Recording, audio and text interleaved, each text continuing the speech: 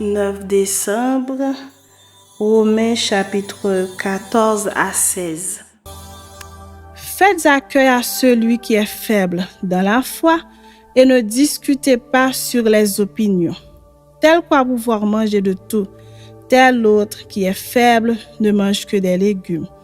Que celui qui mange ne méprise point celui qui ne mange pas, et que celui qui ne mange pas ne juge point celui qui mange, car Dieu l'a accueilli. Qui es-tu, toi qui juges un serviteur d'autrui?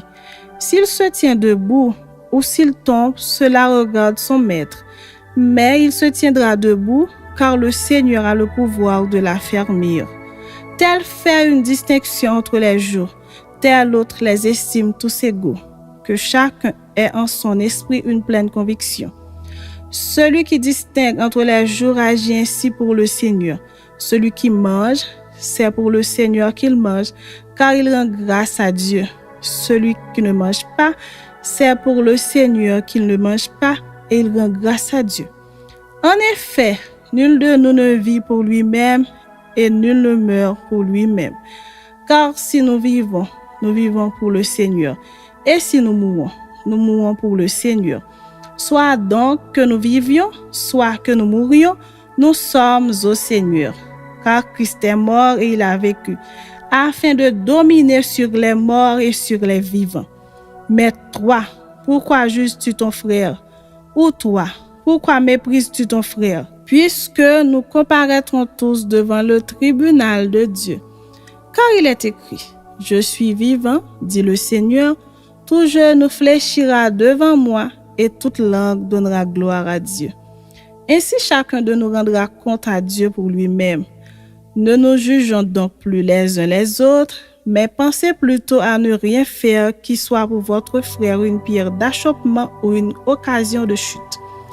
Je sais et je suis persuadé par le Seigneur Jésus que rien n'est impur en soi, et qu'une chose n'est impure que pour celui qui la croit impure. Mais si, pour un aliment, ton frère est attristé, tu ne marches plus selon l'amour. Ne cause pas, par ton aliment, la perte de celui pour lequel Christ est mort. Que votre privilège ne soit pas un sujet de calomnie, car le royaume de Dieu, ce n'est pas le manger et le boire, mais la justice, la paix et la joie par le Saint-Esprit. Celui qui sert Christ de cette manière est agréable à Dieu et approuvé des hommes.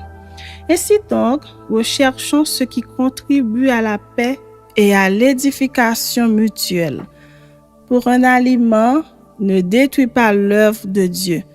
À la vérité, toutes choses sont pures, mais il est mal à l'homme quand il mange de devenir une pierre d'achoppement. Il est bien de ne pas manger de viande, de ne pas boire de vin et de s'abstenir de ce qui peut être pour ton frère une occasion de chute, de scandale ou de faiblesse. Cette foi que tu as, garde-la pour toi devant Dieu. Heureux celui qui ne se condamne pas lui-même dans ce qu'il approuve. Mais celui qui a des doutes au sujet de ce qu'il mange est condamné parce qu'il n'agit pas par conviction. Tout ce qui n'est pas le produit d'une conviction est péché. Chapitre 15. Nous qui sommes forts, nous devons supporter les faiblesses de ceux qui ne le sont pas et ne pas nous complaire en nous-mêmes. Que chacun de nous complaise au prochain pour ce qui est bien en vue de l'édification. Car Christ ne s'est pas complu en lui-même, mais selon qu'il est écrit. Les outrages de ceux qui t'insultent sont tombés sur moi. Or, tout ce qui a été écrit d'avance l'a été pour notre instruction, afin que, par la patience et par la consolation que donnent les Écritures, nous possédions l'espérance. Que le Dieu de la persévérance et de la consolation vous donne d'avoir les mêmes sentiments les uns envers les autres selon Jésus-Christ, afin que tous ensemble, d'une seule bouche, vous glorifiez le Dieu et Père de notre Seigneur Jésus-Christ. Accueillez-vous donc les uns les autres comme Christ vous a accueillis pour la gloire de Dieu. Je dis en effet que Christ a été serviteur des circoncis pour prouver la véracité de Dieu en confirmant les promesses faites au Père, tandis que les païens glorifient Dieu à cause de sa miséricorde selon qu'il est écrit. C'est pourquoi je te louerai parmi les nations et je chanterai à la gloire de ton nom. Il est dit encore, nations, réjouissez-vous avec son peuple. Et encore, louez le Seigneur, vous toutes les nations. Célébrez-le, vous tous les peuples. Ésaïe dit aussi, il sortira d'Isaïe un rejeton qui se lèvera pour régner sur les nations. Les nations espéreront en lui. Que le Dieu de l'espérance vous remplisse de toute joie et de toute paix dans la foi pour que vous abondiez en espérance par la puissance du Saint-Esprit. Pour ce qui vous concerne, mes frères, je suis moi-même persuadé que vous êtes pleins de bonnes dispositions, remplis de toute connaissance et capables de vous exhorter les uns les autres. Cependant, à certains égards, je vous ai écrit avec une sorte de hardiesse comme pour réveiller vos souvenirs à cause de la grâce que Dieu m'a faite d'être ministre de Jésus-Christ parmi les païens, m'acquittant du divin service de l'évangile de Dieu, afin que les païens lui soient une offrande agréable, étant sanctifiés par l'Esprit Saint.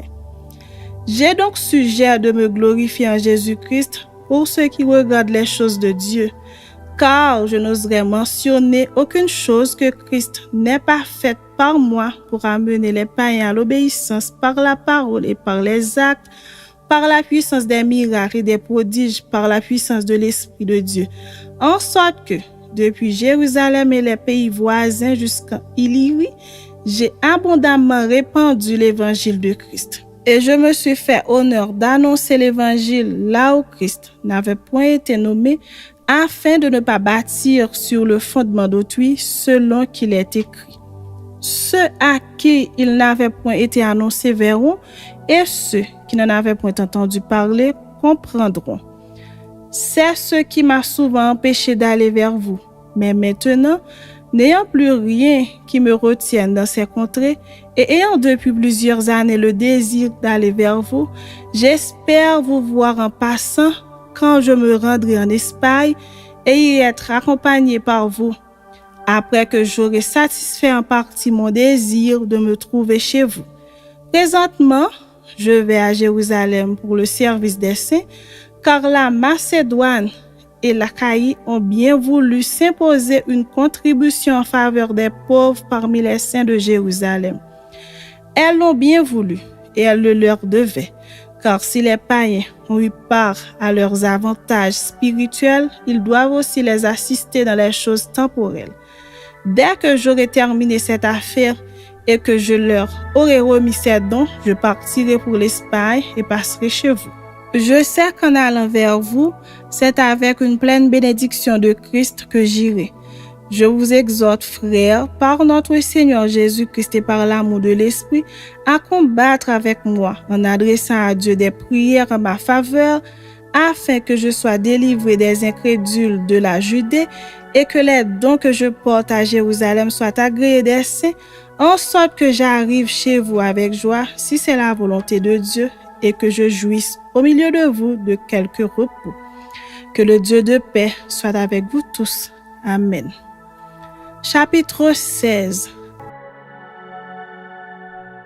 Je vous recommande Phobé, notre sœur, qui est diaconesse de l'église de Sancheré, afin que vous la receviez en notre Seigneur d'une manière digne des saints et que vous l'assistiez dans les choses où elle aurait besoin de vous, car elle en a donné aide à plusieurs et à moi-même. Saluez Prisca et Aquilas, mes compagnons d'œuvre en Jésus-Christ, qui ont exposé leur tête pour sauver ma vie. Ce n'est pas moi seul qui leur rend grâce, ce sont encore toutes les églises des païens. Saluez aussi l'église qui est dans leur maison. Saluez Épaïnette, mon bien-aimé qui a été pour Christ les prémices de l'Asie. Saluez Marie qui a pris beaucoup de peine pour vous. Saluez Andronisus et Junias, mes parents et mes compagnons de captivité qui jouissent d'une grande considération parmi les apôtres et qui même ont été en Christ avant moi. Saluez Amplias, mon bien-aimé dans le Seigneur. Saluez Urbain, notre compagnon d'œuvre en Christ, et Stachys, mon bien-aimé. Saluez Apéès, qui est éprouvé en Christ. Saluez ceux de la maison d'Aristobule. Saluez Hérodion, mon parent. Saluez ceux de la maison de Narcisse qui sont dans le Seigneur. Saluez Tryphène et Tryphose qui travaillent pour le Seigneur. Saluez Perside, la bien-aimée qui a beaucoup travaillé pour le Seigneur. Saluez Rufus, l'élu du Seigneur, et sa mère qui est aussi la mienne. Saluez Asyncrite, Phlégon, Hermès, Patrobas, Hermas et les frères qui sont avec eux. Saluez Philologue et Julie, Nérée et sa sœur, et Olympe et tous les saints qui sont avec eux. Saluez-vous les uns les autres par un saint baiser. Toutes les églises de Christ vous saluent. Je vous exhorte, frères, à prendre garde à ceux qui causent des divisions et des scandales au préjudice de l'enseignement que vous avez reçu. Éloignez-vous d'eux, car de tels hommes ne servent point Christ notre Seigneur, mais leur propre ventre. Et par des paroles douces et flatteuses, ils séduisent les cœurs des simples. Pour vous, votre obéissance est connue de tous. Je me réjouis donc à votre sujet et je désire que vous soyez sages en ce qui concerne le bien et purs en ce qui concerne le mal.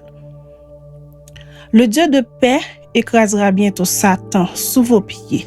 Que la grâce de notre Seigneur Jésus-Christ soit avec vous.